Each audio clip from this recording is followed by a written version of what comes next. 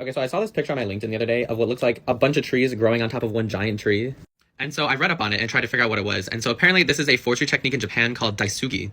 So how daisugi works is you basically have your base tree and you just chop it in half. And then by pruning all these branches off, you allow them to just grow straight into the air. And so these super straight branches that are basically growing out of this tree are incredibly useful structurally because they contain a low number of knots in the wood. And knots in a piece of wood is where you get your main structural weakness.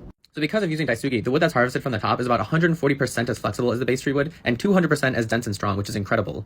And this technique has been around in Japan for a long time. I think I read 600 years.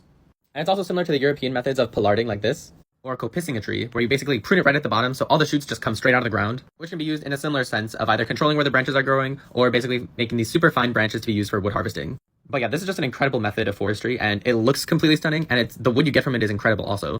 So I kind of want to see more of it. I don't know what that would entail. I don't know if you can do it in the US at all, but I would like